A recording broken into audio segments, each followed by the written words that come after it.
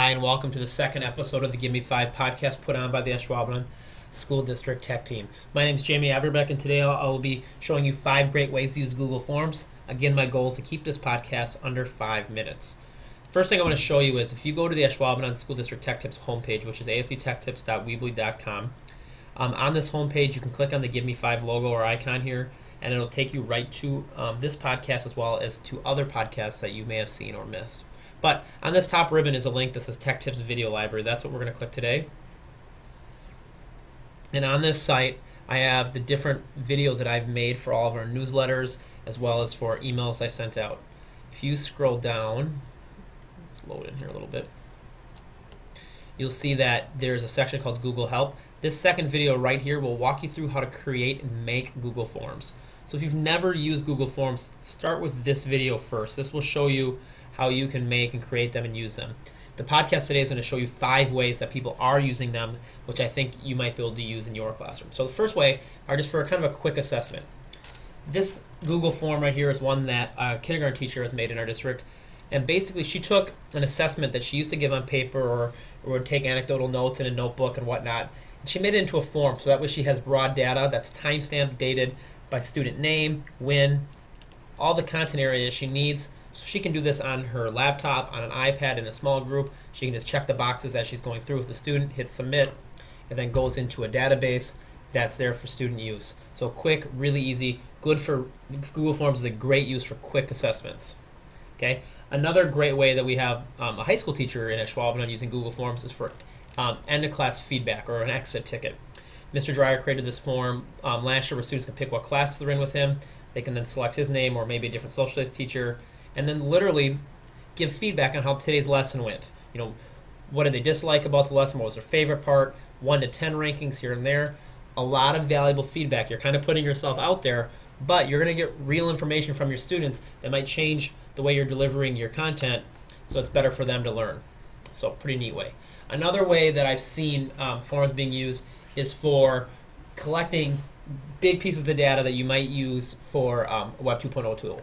So this is a form that was created for a character description of the Lorax. So what are 3 words that describe the Lorax? Students come up here, they could type in words into the field here, keep going, hit submit. Those words then go into a database.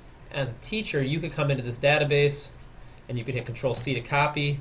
You can go into a word cloud editor like TakeZito, paste the words in, and submit here. And here I have, close this, my words. Now, if you haven't used TakeZito before, it's pretty cool. You can change the theme if you want. You can spin it, but you also can, let's see if we get a different theme here. So that's pretty neat. Those are all different words about the Lorax. Again, you can print this off. You could save this as a screensaver on your computer. It's a great way for kids to do instant information. But if you haven't used TakeZito, it also has the ability, you can change it to different shapes. So here I can change it into an apple. And I'll take the words and put it in the shape of an apple. So that's kind of cool. So that's another great way to use Google Forms. You can collect data and put it into Web 2.0 tools similar to TakeZito or Wordle or other word cloud generators, things like that. Another awesome way to use Google Forms is for a quick parent survey. Here's an example of one online where you could ask parents about a math website. You know, what grade are they in? How do they like math? What are their strengths? What are their weaknesses? It's a quick survey. You can make it anonymous, where there's no name, or with a name. It's a great way to just kind of survey parents about information. You also could do it if you needed supplies donated to class. You can put things on there where parents will select things or pick things, choose things. It's just a great way to get data from parents or to collect information like via a survey. So that's pretty neat. The last one I want to show you is, especially at the elementary school level, many of you send home paper reading logs. I'm going to go to the live form on this one. What if your reading log was online? Parents would know to click on the link on your webpage.